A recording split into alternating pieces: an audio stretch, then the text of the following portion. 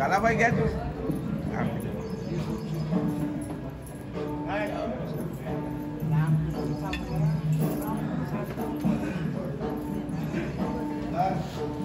अरे puncak lagi mandir kok.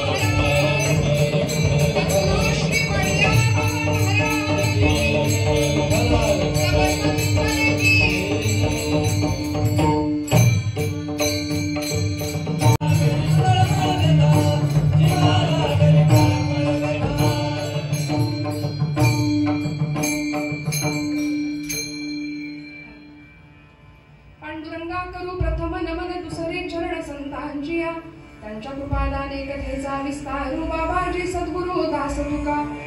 ओम नमो ज्ञानेश्वरा करुणाकरा दयाळा, तुमचा अनुग्रह लाधलो पावन झालो चराचरी. मस्तक हे पायावरी या वारकरी संतांच्या, ब्रह्मानंदं परमसुखदं केवलं ज्ञानमूर्तिं, द्वंद्वातीतं गगनसदृशं तत्त्वमस्यादिलक्ष्यम्. एकं नित्यं विमलमचलं सर्वधी साक्षीभूतं, भावातीतं त्रिगुणरहितं सद्गुरुं तं नमामि. रंगायै वो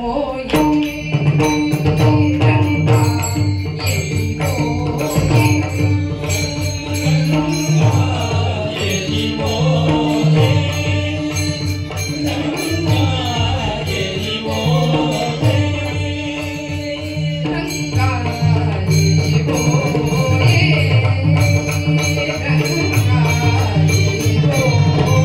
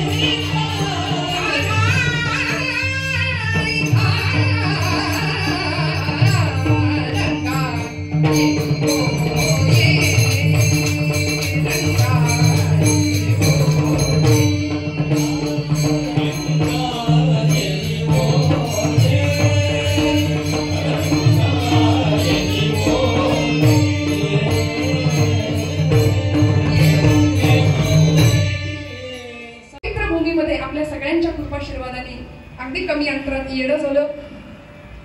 छोटेखानी जरी स्वरूप असलं तरी माणसांची मन किती मोठी असावीत याचं उदाहरण मी म्हणजे काल रात्री 2 वाजल्यापासून पाहिले असं म्हटलं तर चुकणार नाही, कारण मी रात्री 2 वाजता इथे पोहोचले. अतिशय अगत्य संवेदना किती सुंदर असाव्यात, हृदय किती प्रेमाने भरलेलं असावं, भरलेलं असावं. आणि मग जिथे संवेदना एकत्र येतात ना तिथे बुवा शब्द एकत्र आणायला कष्ट नाही पडत, ते आपोआप येतात.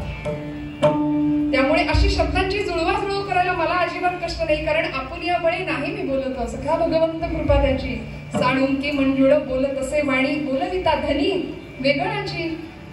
3,500 संख्येमध्ये किंवा 5,000च्या संख्येमध्ये गाथा निघून तुकोबरायचं असं म्हणत असतील की तुका म्हणे मज बोलवितो देव, तुका म्हणे मज विश्वंभर बोलवितो, तुका म्हणे मज बोलवितो देव अर्थभाव गुह्य तोची जाणे. सगळं सोडलं त्याच्यावर, मी कुठे काय करतो. त्यामुळे सगळा कर्तेपणा भगवंताकडे देणारी ही संत मंडळी, अशा संतांच्या वाडिया बाबांच्या पवित्र भूमीमध्ये परमपूज्य सद्गुरू श्री नित्यानंद महाराजांच्या कृपाशीर्वादाने, परमपूज्य सद्गुरू श्री वाडिया बाबा यांच्या कृपाशीर्वादाने आणि कैलासवासी परमपूज्य श्री पांडुरंग बुवा गंगीकर यांच्या पुण्यस्मरणार्थ आयोजित केलेला हा अखंड हरिनाम सप्ताह 60 वर्षांची बरोबर 6 वर्षांची परंपरा आहे. पण खरं तर हा जुना उत्सव आहे याची कल्पना मला आहे चांगलीच. त्यामुळे अतिशय सुंदर पद्धतीने आयोजित होऊ घातलेला आणि आजच्या दिवशी काल्याची समारोपाच्या कीर्तनाच्या सेवेची अतिशय जबाबदारीची संधी आपण सगळ्यांनी मला दिली. मनापासून आपल्या हृदयस्थ भगवंताला वंदन करते. कीर्तनाच्या साथीसाठी उपस्थित असलेली सर्व मंडळी, परमादरणीय, सगळ्यांच्या नावाचा उल्लेख करू नका असं मला सांगणारी खूप माणसं कमी असतात. त्यातली ही माणसं आहेत की नाव कोणाचाच उल्लेख नको, कारण बऱ्याच ठिकाणी नावासाठीच सगळं चाललेलं असतं, नामासाठी फार कमी मंडळी येतात. आपण सगळे नामाकरता आलो भगवंताच्या.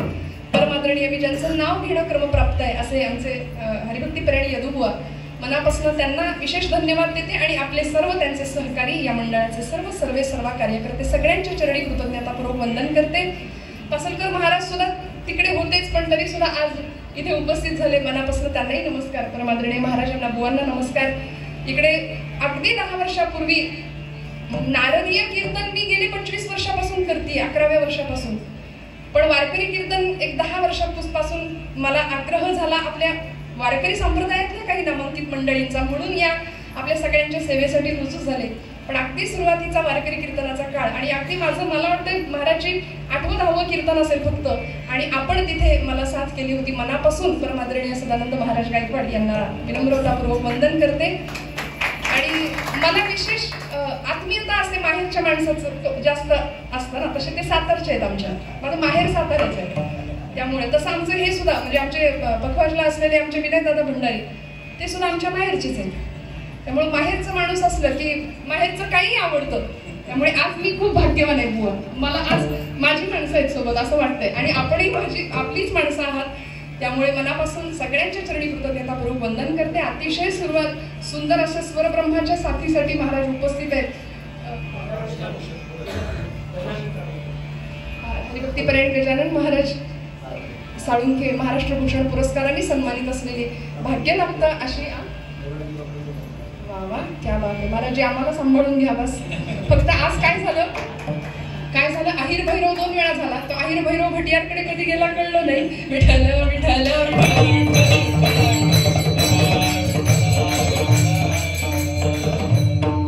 सकाळची वेळ आहे, परमेश्वराला आवडणारा राग आहे. भैरव म्हणजे शंकर. श्रावण महिना सुरू आहे म्हणून म्हटलं जरा गाणं आपण करतो. गाण्यावर प्रेम करणारी आपण मंडळी आहात तर गाणं समय पाळला पाहिजे. म्हणून मग अतिशय सुंदर अशी चाल आणि आपल्या सगळ्यांच्या हृदयस्थ भगवंताला वंदन करून संतश्रेष्ठ जगद्गुरु तुकोबरायांचा हा सर्व परिचित, सर्व समावेशक, सर्वांना माहितीचा असलेला कालप्रकरणातला अभंग निरूपणाकरता घेतलाय. भगवंतांच्या विश्वजनित्याच्या अनंतकोट ब्रह्मांड नायकाच्या ताकदीचं, स्वरूपाचं आणि त्याचे काय काय विशेष गुण आहेत किंवा तो किती चमत्कारिक आहे, किती त्याच्या लीला आहेत, हे सगळं सविस्तर वर्णन करणारा तुकोबरायांचा हा अभंग आहे. विठ्ठल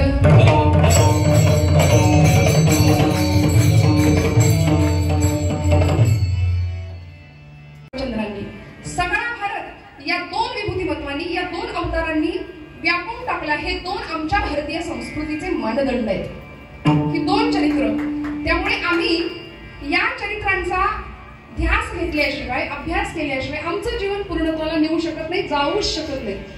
म्हणून भारतामध्ये जन्माला आला, मुळात ते भाग्य लागतं इथे जन्म घ्यायला. अनंत जन्मांच्या पुण्याईनी आम्ही इथे भाग्य, कारण ही देवभूमी आहे. भारतवर्ष, हिंदुस्थान, जिथे आर्य सनातन वैदिक परंपरा आहे, 5000 वर्षांपूर्वीचा इतिहास, त्याच्याही पेक्षा जास्त इतिहास या भूमीला लाभला. अनेकांनी या भूमीतलं, थोडं स्पष्ट बोलते, खरकट जे हवं, जे नकोय ते आम्ही त्यांचं खरकट उचललं, स्वीकारलं आणि इथे प्रदूषण केलं विचारांचं, शास्त्राचं.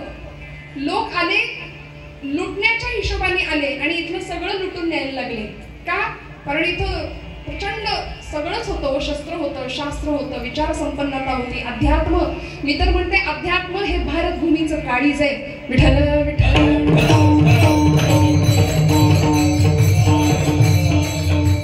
म्हणून मानसिक शांतता मिळावी म्हणून सगळं जग विश्वगुरु म्हणून कुणाकडे पाहतं?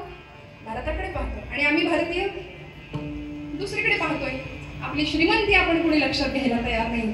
रामकृष्ण ही आमची दैवत आहे. म्हणून भगवान प्रभूंचं, रामांचं चरित्र आणि गोपालकृष्णांचं चरित्र, प्रभू रामराय आपलं आयडेंटिटी आपली देतात बरं का. मी कोण आहे हे सांगतात. आत्मानं मानुषं मन्ये रामं दशरथात्मजं. आत्मानं मानुषं मन्ये रामं दशरथात्मजं. मी दशरथाचा आत्मज आहे. मनुष्यत्वाच्या सगळ्या मर्यादा मला लागू पडतात. मी माणूस म्हणून जन्माला आलोय, त्यामुळे माझ्या पत्नीचं ज्यावेळी हरण झालं त्यावेळी मी माणसासारखाच रडलो. प्रभू रडले ना, झाडाला, वृक्षाला, वेलीला कवटाळत होते, रडत होते. एखादा सर्वसामान्य मनुष्य जसा रडेल तसे देव रडले. आणि इकडे गोपालकृष्ण आपली आयडेंटिटी देतात, आपली ओळख सांगतात. सर्वधर्मान परित्यज्य मामेकं शरणं व्रज. सगळ्याचा त्याग करा आणि माझ्याकडे या, कारण सगळ्यामध्ये मी आहे. ईश्वर सर्वभूतानां हृदयेषु तिष्ठति भ्रामयन् सर्वभूतानि यंत्रारूढानि मायया. सगळ्या चराचर सृष्टीमध्ये माझं अस्तित्व आहे, माझं व्याप्ती आहे. त्यामुळे सगळं सोडा. सर्व धर्मान् परित्यज्य माम एकम शरणं व्रज. इथे शरण या आणि मग तुम्हाला पूर्णत्व पद प्राप्त झाल्याशिवाय राहणार नाही.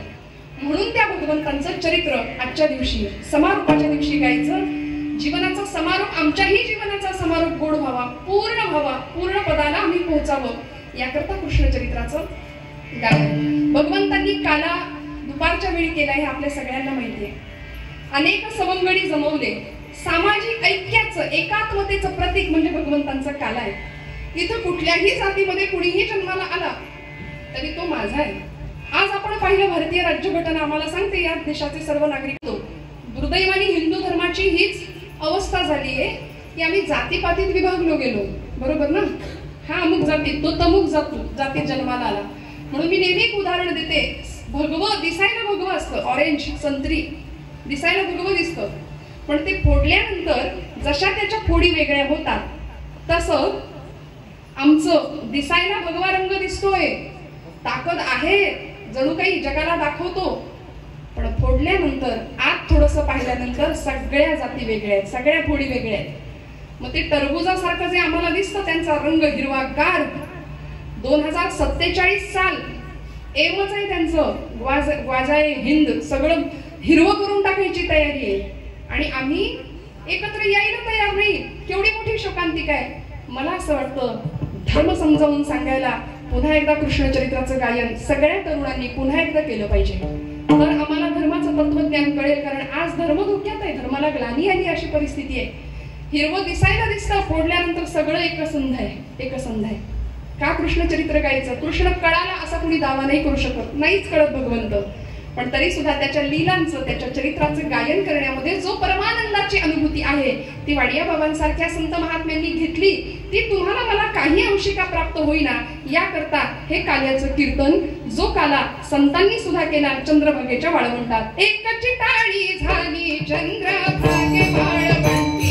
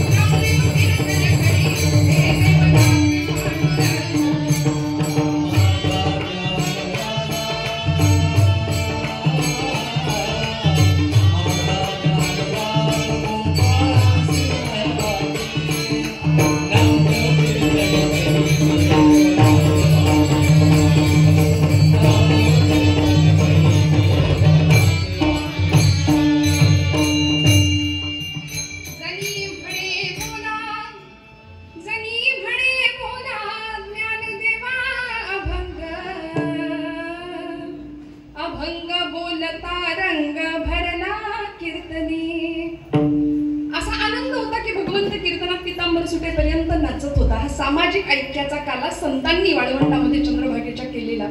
भगवंताच्याच गुणांचं अनुकरण करावं.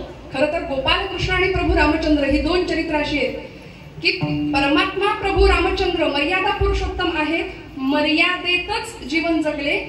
आणि इकडे बघितलं तर मर्यादा मर्यादेचं कधीच पालन नाही. आणि एवढं करून सुद्धा भगवंतांच्या 3 प्रतिज्ञा प्रसिद्ध आहेत की मी अखंड सत्य भाषण केलंय.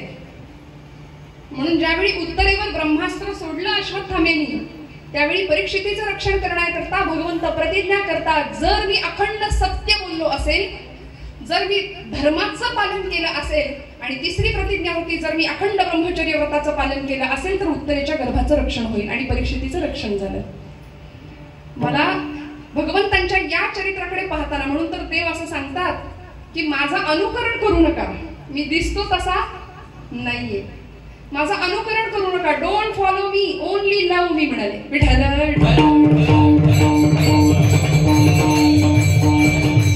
बघितलं तरी आपोआप अष्टसखी भाव जागे होतात की नाही आपले. काय भगवंतांची भक्ती करावी. यशोदा मातेने सगळ्यांना सूचना दिली, गोकुळामध्ये जन्माला आलाय, पुत्र जन्माला आलाय, सगळं गोकुळ धावत हो भगवंतांना बघायला. सगळं गोकुळ, सगळे गवळणी आलेत. नंदबाबांना पुत्र झाला, यशोदेला पुत्र झाला, गोकुळामध्ये भगवंत अवतरले. सगळ्या गवळणींनी मोठीच्या मोठी रांग केली होती भगवंतांना बघायला. आणि कसा होता तो सावळा देखिला नंदाचा नंदन, तेणे वेधियले मन, तेणे वेधियले मन, पंढरपुरीचा निळा लावण्याचा पुतळा, विठो देखियला डोळा, बाई येवो. मौलीने वर्णन केलं की असा भगवंत आमच्या नाथ बाबांनी सुद्धा त्याचं वर्णन केलं. चंद्रभुनी शीतळ, रविभुनी सोज्वळ, चंद्रभुनी शीतळ, रविभुनी सोज्वळ,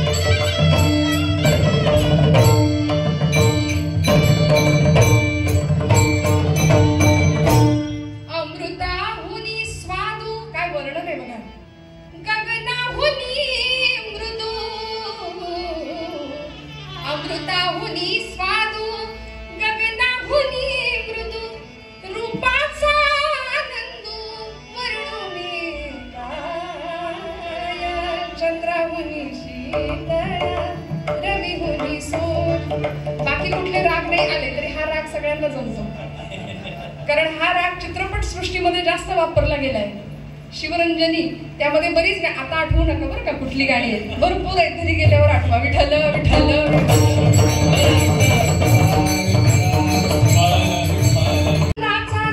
हरी हा भक्त सखा गोविंद, सजल नीरद श्याम तनू नवरत्न खचित सौवर्ण मुकुट शिरपे चतुरावर कलगी विराजित कुटिला नगंडी विलास कस्तुरी तिलक केशरी गंध, आनंदाचा गंध हरी हा आनंदाचा गंध. कंबुकंठ कौस्तुभाभरण शुभपटीर पंकन वस्त्रवरूषित पीवरास केयूर विभूषित कनक पटक सहरत्न तोडर प्रभानुभास शंख सुदर्शन गदा सरोरुहस ललितांगुली धृत रत्न मुद्रिका वृंद हरी हा आनंदाचा गंध. अतिशय सुंदर भगवंतांचं वर्णन, विस्ताराने खूप वेळ जाईल आपला ते सगळं सांगत बसलो तर काय सुंदर परमेश्वराचं रूप होतं. मदनाला लाजवेल, मदनाचा पुतळा असलेला भगवंत आणि त्याला ते सावळं रुपडं असं छोटंसं बाळ. यशोदा माता त्याला अंजरायची, गोंजरायची, माझं अछड ग माझं बछड ग, माझं अछड ग माझं बछड ग. इतकं प्रेम करावं, इतका आनंद झाला होता गोकुळामध्ये तो आल्याबरोबर. गवळणी ही गर्दी करावी त्याला बघण्याकरता. या सगळ्या गवळणी हातामध्ये काही काही वस्तू घेऊन आल्या होत्या, त्याची दृष्ट काढायला, त्याच्यावरून ओवाळून टाकायला. काही गवळणी सोन्याच्या मोहरा घेऊन आल्या होत्या, काही चांदीच्या मोहरा घेऊन आल्या होत्या. आणि एक होती त्यामध्ये एक 90 वर्षाची गवळण होती बरं का. भगवंताला किती प्रिय असतो भाव बघा. 90 वर्षाची गवळण या अखिलकोट ब्रह्मांड नायकाला बघायला आली होती. आणि तिने असा मनात विचार केला की सगळे नटून थटून आल्यात बरं का, भगवंतांच्या उत्सवामध्ये छान नटावं. महिला वर्ग, एरवी आपण लग्नात सजतो की नाही, देवाकडे येताना छान यावं. भगवंताला आवडतं सगळं आणि तो सौंदर्याचा पुतळा आहे ना स्वतः. त्याच्याकडे सगळ्या गवळणी छान नटून आल्या. ती 90 वर्षाची गवळण विचार करते, मी तर चांगली साडी नाही दिसली, मी तर त्याला बघू कशी आणि अशी कशी त्याच्या पुढे जाऊ. जरा जाते म्हणाली आणि छान शृंगार करून येते. म्हणून ती घरी गेली. वय थकलेलं, गात्र गलित गात्र झालेलं शरीर. घरी गेल्यानंतर भाव असा सुंदर होता की तिने लग्नातला शालू काढला नेसायला. आता हे फार प्रेमाचा विषय असतो ना, जपून ठेवतात महिला वर्ग. आठवण आपल्या आहेत का, आपण जागे आहेत का. आणि असं छान तो शालू तिने काढला कधी काढचा. तो शालू, आता शालू प्रकरण थोडंसं जड असतं का नाही, तो तिने नेसायला घेतला. जरा चुकलं, गडबड झाली, उलट नेसलं गेलं. जरी किनार जर उलवरच्या बाजूला आली आणि उलटा शालू नेसला गेला. मेकअप केला तिने. मेकअप या शब्दाचा काय स्टाईल होती, कोण बनून आली होती ती. आई बनून आली होती, माता बनून आली होती. वात्सल्य भावनेने का होईना, काही क्षण का होईना स्तनपान करण्याकरता तिने भगवंतांना जवळ घेतलं होतं. म्हणून ते विष प्राशन करता करता तिचा प्राण शोषून घेतला आणि तिला मुक्तिपदाला पोहोचवलं भगवंतांनी. आणि असे भगवंत अनेक प्रकारच्या लीला करतात, चेष्टा करतात. गवळणी सगळ्या गोकुळात पुन्हा पुन्हा सांगतायत भगवंत आलेत, भगवंत आलेत. साखर वाटावी, सुंठवडा वाटावा. गवळण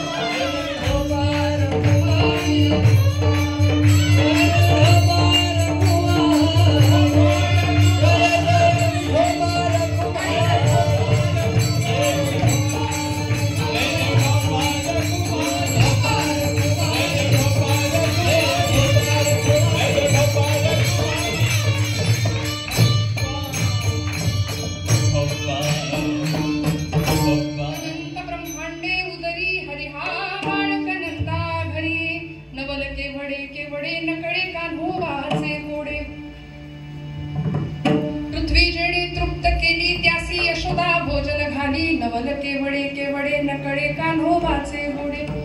भगवंताचं विश्वव्यापकत्व कसं आहे? तोची विश्वंभर विश्वाचा आधार, तोची विश्वंभर विश्वाचा आधार,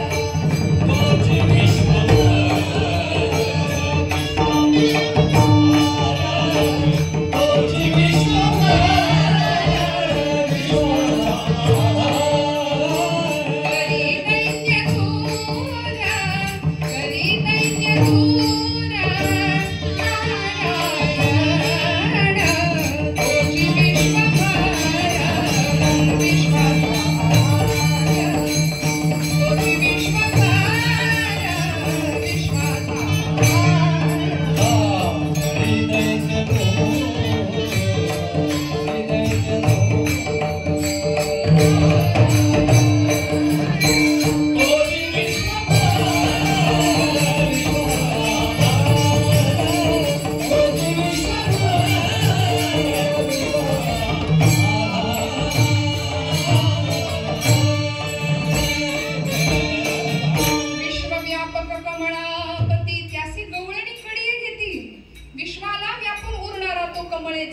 लक्ष्मीचा पती कमलापती त्याचे गवळणी कडिये घेती.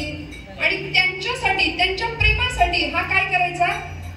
त्यांच्या घरी जाऊन दुधाचे दह्याचे मटके फोडायचा, पाण्याचे घडे पालथे करायचा, किंबहुना त्याला भेटता यावं त्याला बघता यावं म्हणून त्या गवळणी स्वतःच मटके पाणी भरून आणलेलं असायचं यमुनेवरून. त्या भरला रीता भरला ओलांडुनी करी रीता गट गट उलटा करायचा, पाणी सांडून द्यायचं, पुन्हा यमुनेला जावं लागायचं आणि त्याचं दर्शन व्हायचं, त्याचं दर्शन व्हावं म्हणून पुन्हा पुन्हा पुन्हा पुन्हा वेळ लागलं होतं ना.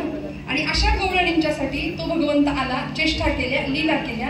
एखादी गवळण सांगायची, कृष्णा एक पाय नाचिव रे, एक पाय नाचिव रे गोविंदा, मग तुला लोण्याचा गोळा देईन, मग ताक देईन. आणि हा ब्रह्मांडाचा नायक, याच्या घरी 9 लक्ष गाई, दुधा दह्याचे पूर वाहत आहेत, तरी सुद्धा गवळणीसाठी एका पायावर नाचायचा.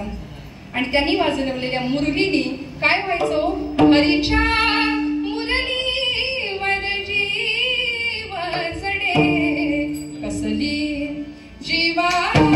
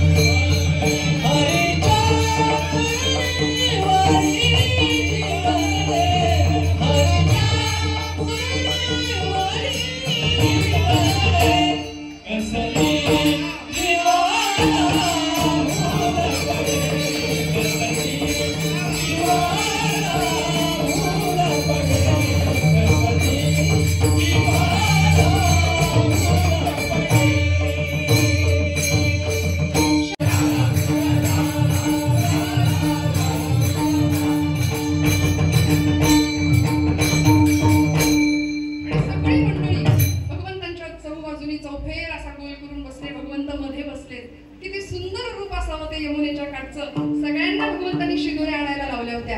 आणि मग भगवंतांनी एकत्र सगळा काला केला, सामाजिक ऐक्याचा सुंदर संदेश जगाला दिला.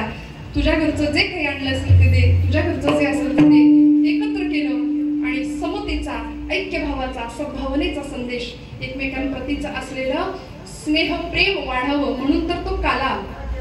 दही आणि नाही, आता त्याच्यात लोणचं असतं, त्याच्यात ते डाळिंबाचे दाणे असतात, त्याच्यात ते ऍपलचे तुकडे असतात, तो विषय सोडून द्या. पण मुठभर लाही आणि वाटीभर दही असा तो सुंदर काला भगवंतांनी केलाय. लाही का बीज भाजूनी केली लाही. आमचं जीवन परमार्थ शास्त्रामध्ये असं हलकं झालं पाहिजे, हलकं. आणि दही का, तर दही हे स्नेहभावाचं प्रतीक आहे, एकमेकांच्या हृदयाप्रतीचा स्नेह वृद्धिंगत झाला पाहिजे, याकरता दही आणि लाहीचा काला भगवंत करतात. आणि मग एकमेकांना अतिशय सुंदर असा प्रेमाचा संदेश देतात. तुकोबाराय सांगतात की असा माझा परमात्मा ज्याच्याविषयी नवल करावं तेवढं थोडं आहे, तो भगवंत कसा आहे, तो नटधारी आहे आणि सगळे भोगून सुद्धा ब्रह्मचारी आहे.